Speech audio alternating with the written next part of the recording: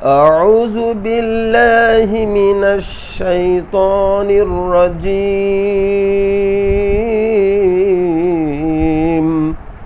بسم الله الرحمن الرحيم إذا جاءك المنافقون قالوا نشهد إنك لرسول الله الله يعلم إنك لرسوله والله يشهد إن المنافقين لكاذبون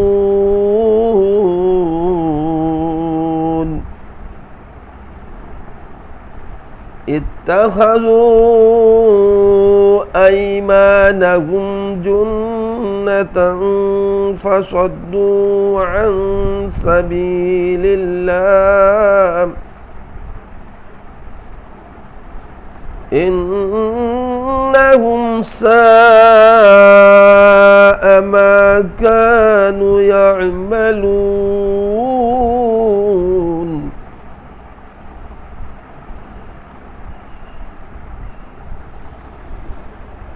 ذلك بأنهم آمنوا ثم كفروا فطبع على قلوبهم فهم لا يفقهون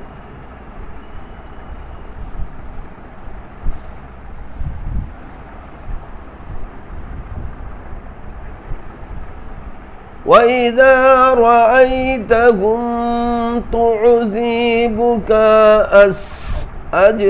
أجسامهم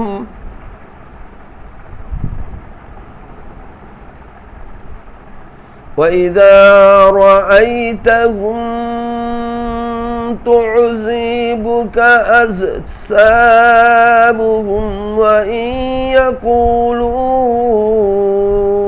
تسمعوا لقولهم كأنهم خشب مسندة يحسبون كل صيحة عليهم هم العدو فاحذرهم قاتلهم الله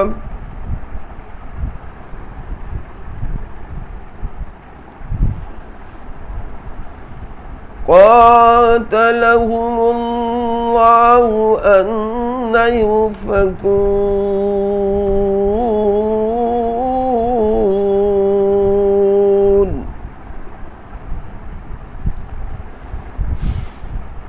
ইরশাদ হচ্ছে, যখন তোমাদের নিকট মুনাফিকগণ আসে তারা বলে আমরা সাক্ষ্য দিতেছি যে আপনি নিশ্চয় আল্লাহ রসুল।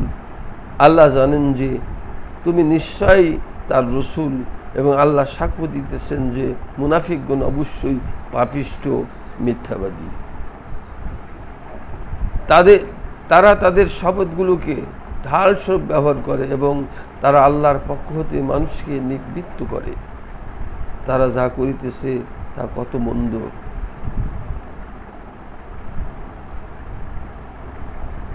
তাই এই জন্য যে তারা ঈমান আনার পর কুফরি করিয়াছে, ফলে তাদের হৃদয় মোহর করিয়া দেওয়া হয়েছে, পরে নয় তারা বোধ শক্তি হারায় ফেলিয়াছে। তুমি যখন তাদের নিকট তাকাও, তাদের দেহাকৃতি তোমার নিকট প্রীতিকর মনে হয় এবং উহারা যখন কথা বলে তুমি সাগ্রহে তাদের কথা শোনো, যদিও তারা দেওয়ালে ঠেকানো কাঠের স্তম্ভের মতো। তারা যে কোনো শোরগোলকেই মনে করে তাদের বিরুদ্ধে, তারাই শত্রু। অতএব তাদের সম্পর্কে সতর্ক হও। আল্লাহ তাহাদিকেও ধ্বংস করুন, তারা বিভ্রান্ত হইয়া কোথায় চলে আসে।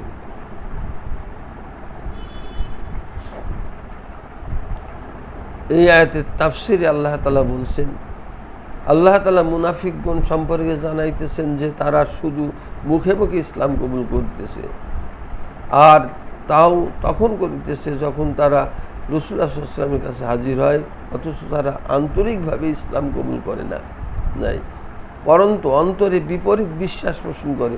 তাই আল্লাহ পাক বলেন, ইযা জাআকাল মুনাফিকুনা ক্বালু নাশহাদু ইন্নাকা লারাসূলুল্লাহ। শুধু যখন তারা তোমার নিকট উপস্থিত হয় তখন তারা মুখে এইরূপ কথা বলে বটে, অন্তরে তারা তদ্রূপ নয়। তাই আল্লাহ পাক তার রাসূলকে মুনাফিকদের অবস্থা অবগত করাইলেন এবং জানালেন যে মুনাফিকরা যাহাই ভাবুক আর যাহাই করুক না কেন, তিনি অবশ্যই আল্লাহ রসুল। তাই বলিলেন, আল্লাহু ইয়ালামু ইন্নাকা লারাসূলুহু, আল্লাহ জানেন যে নিশ্চয় আপনি তার রসুল। অতঃপর তিনি আরও বলেন, আল্লাহু ইয়াশহাদু ইন্নাল মুনাফিকিনা লাকাযিবুন, তারা যা বলিতেছে অর্থাৎ মুনাফিকরা যা বলিতেছে মিথ্যা বলিতেছে, তাদের বাহ্যিক কথাটি মিথ্যা নয় বটে, কিন্তু তাদের অন্তরে যা আছে তাহার আলোকে বলা যায় তাদের বাহ্যিক কথাটি ভাওতা বা মিথ্যা। তারপর আল্লাহ তাআলা বলেন, ইত্তাখাযু আইমানাহুম জুন্নাতুন ফাসাদ্দু আন সাবিলিল্লাহ, তাদের মিথ্যা শপথে মানুষ প্রতারিত হয়, তারা পাপাচারী, তাদের দ্বারা নিজেদের বক্তব্যকে সত্য ও বিশ্বাসযোগ্য বলে চালায়। যারা তাদের চরিত্র সম্পর্কে জানে না ও যাদের সাধারণ পরিচয়ও রাখে না, তারা তাদেরকে মুসলমানই ভাবে, ফলে তারা যা করে তা অনুসরণ করে এবং যা বলে তা সত্য বলে বিশ্বাস করে, ফলে উহা ইসলাম ও মুসলমানদের জন্য মারাত্মক ক্ষতিকর হয়ে দেখা যায়। তাই আল্লাহ তাআলা বলেন, ফাসাদ্দু আন সাবিলিল্লাহ ইন্নাহুম সাআ মা কানু ইয়ামালুন। এইভাবে ইসলাম ও মুসলমানদের ক্ষতির মাধ্যমে আল্লাহর পক্ষে বাধা সৃষ্টি যে কাজ তারা করিতেছে তা বড়ই জঘন্য কাজ। এই কারণে জাহাক ইবনে মুজাহিম পড়িতেন, ইত্তাখাযু আইমানুহুম জুন্নাহ, তাদের মৌলিক ইমানের প্রকাশকে তারা আত্মরক্ষার ঢাল বানাইছিল, উহা ছিল তাদের প্রাণ রক্ষার জন্য তাজিয়া অবলম্বন নীতি। অবশ্য জমহুরের পাঠ হলো আইমানাহুম, তাদের শপথ সম্মুখে তারা তাদের কথা ও কাজের বিশ্বস্ততা প্রমাণের ঢাল বানাইতেছেন। যালিকা বিআন্নাহুম আমানু সুম্মা কাফারু ফাতুবিয়া আলা কুলুবিহিম ফাহুম লা ইয়াফকাহুন, অর্থাৎ উহা সন্দেহাতীত সত্য যে ইসলাম হইতে কুফরে প্রত্যাবর্তনের কারণে নিফাক তাদের ভাগ্যলিপি হইয়াছে। তারা হেদায়েতকে গুমরাহিতে পরিণত করার কারণে আল্লাহ তাদের অন্তর্দৃষ্টিকে সিল করিয়া অন্ধ করিয়া দিয়েছেন, ফলে তাদের সত্য উপলব্ধির কোনো ক্ষমতাই রইল না। তাই হেদায়েত ও কল্যাণের পথ তাদের জন্য রুদ্ধ হইয়া গেল এবং বিভ্রান্তি তাদের ভাগ্যলিপি হইয়া দেখা দিল। ওয়াইজা রাআইতুম তু'জিবুকা আসসামুহুম ওয়া ইয়াকুলু তাসমাউ লিকাউলিহিম, অর্থাৎ তারা দেখিতে আকর্ষণীয়, তাদের কথা ও ভাষা প্রশংসনীয়। যখন কোনো শ্রোতা তাদের কথা শুনিবে তখন তাদের ভাষার চমৎকার, আকর্ষণ ও বর্ণনার মোহনীয়তায় বিমুগ্ধ হইবে। এত কিছু সত্ত্বেও তাদের ভিতরে রয়েছে সংশয়, দুলিটা, কুটিলতা, হতাশা, সন্দেহ পরায়ণতা। তাই আল্লাহ পাক বলেন, ইয়াহসাবুনা কুল্লা সাইহাতান আলাইহিম, কোথায় কোনো গণ্ডগোল বা শোরগোল দেখা দিলেই তারা ভাবে যে হয়তো তাদের ব্যাপারে কিছু ঘটিয়া থাকিবে। অতঃপর আল্লাহ তাআলা বলেন,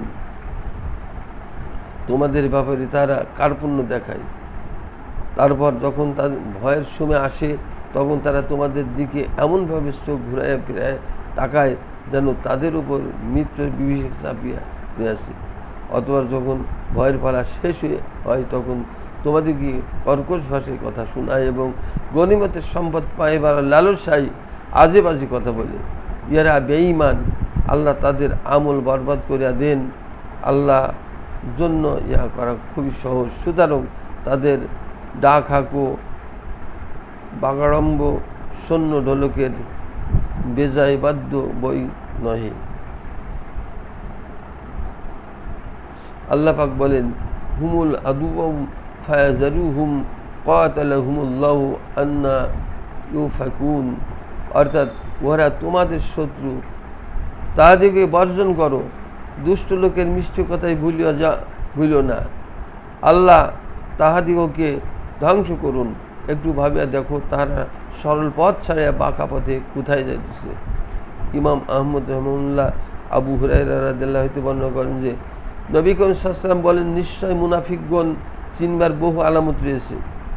তাহার সালাত হলো অভিশপ্ত, তাদের রুজি হলো লুটপাট, তাদের গনিমত হলো হারাম ও খেয়ানত, তাদের অপছন্দনীয় হলো মসজিদের নৈকট্য, তাদের নামাজ হলো শেষ ওয়াক্তে, তাহারা অহংকারী ও দাম্ভিক হয়, নম্রতা, বিনয় ও আত্মনিবেদন তাদের ধাতে সহে না, তারা নিজেরা তো উহা করেই না, অপরের কয়েকও পছন্দ করে না, দিনে খুব মাউজ করে ও রাতে মরা কাঠের মতো পড়িয়া যায়, ঘুমায়।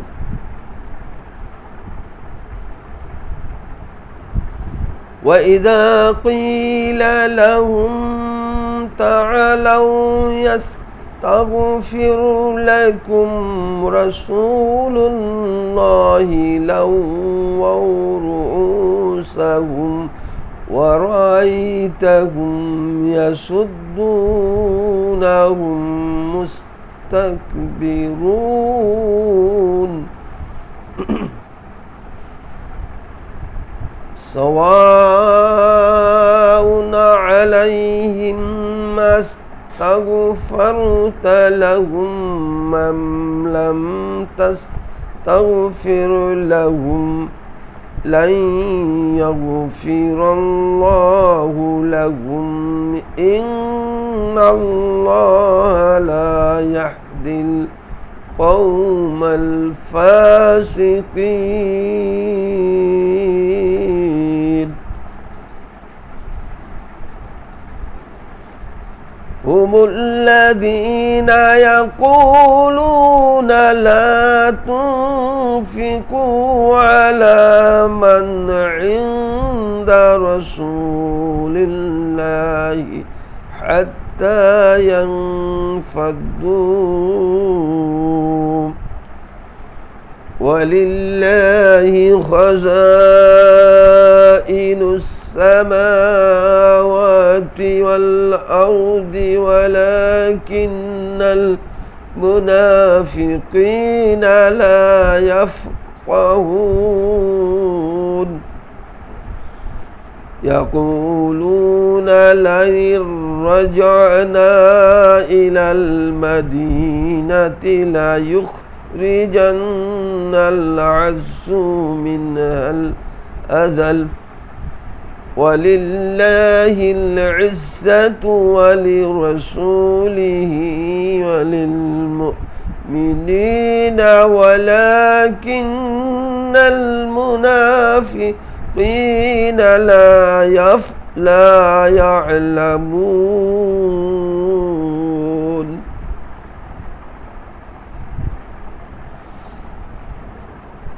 পাঁচ নম্বর আয়াত থেকে সরল অর্থ করছি। এরশাদ হচ্ছে, যখন ওয়াদিকে বলা হয় তোমরা আসো, আল্লাহ রসুল তোমাদের জন্য ক্ষমা প্রার্থনা করিবেন, তখন তারা মাথা ফিরাইয়া নেয় এবং তুমি ওয়াদিকে পাইবে যে ওরা দম্ভভারে ফিরা যায়। তুমি ওদের জন্য ক্ষমা প্রার্থনা করো অথবা না করো, উভয় ওদের জন্য সমান। আল্লাহ ওয়াদিকে কখনো ক্ষমা করিবেন না। আল্লাহ পাপাচারী সম্পর্কে পথ দেখান না। 7 নম্বরে আয়াত আল্লাহ বলছেন, উহারা বলে আল্লাহ রসুলের সহচরদের জন্য ব্যয় করিও না যতক্ষণ না উহারা সরিয়া পড়ে। আকাশমণ্ডলী পৃথিবীর ধনভাণ্ডার তো আল্লাহরই, কিন্তু মুনাফিকুন তা বোঝে না।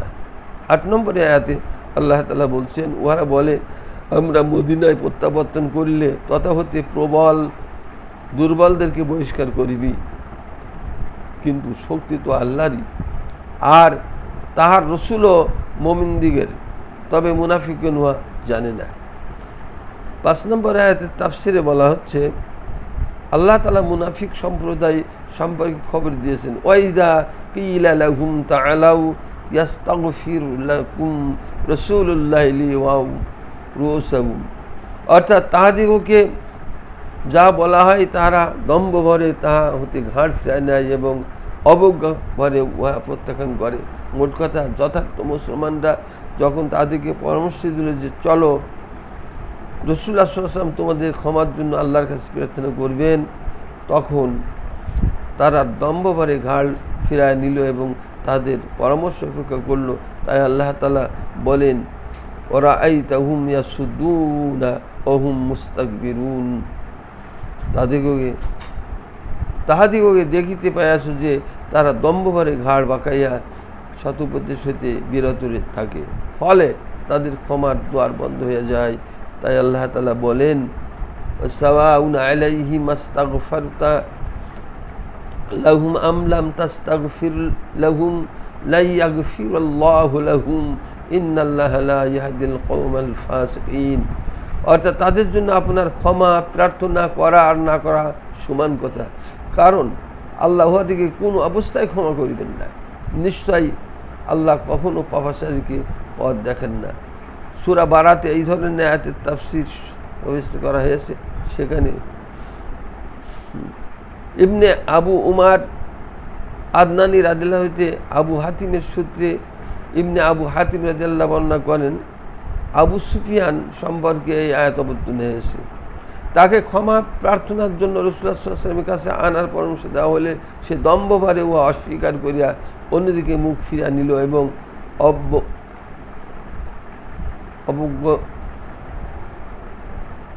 অবজ্ঞতার দৃষ্টিতে বাঁকা চোখে পরামর্শদাতার দিকে তাকাইল। তবে অধিকাংশ পূর্বসূরির মতে এই আয়াত আব্দুল্লাহ ইবনে উবাই ইবনে সালুলের ব্যাপারে নাযিল হয়েছে। ইনশাআল্লাহ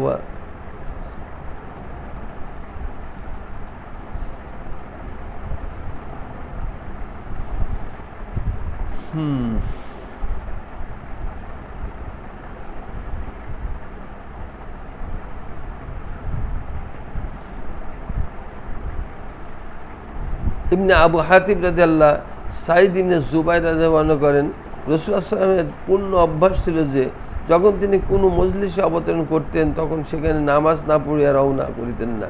তাবুকের যুদ্ধে তিনি খবর পাইলেন যে আব্দুল্লাহ ইবনে উবাই বলে বেড়াইতেছে যে আমরা মদিনার প্রভাবশালী ব্যক্তিগণ দুর্বল লোকদেরকে মদিনা গিয়াই তাড়াই দেব। তাই হুজুর সাল্লাল্লাহু আলাইহি ওয়াসাল্লাম দিনের শেষ ভাগ পর্যন্ত অপেক্ষা না করিয়া তিনি রওনা হইলেন।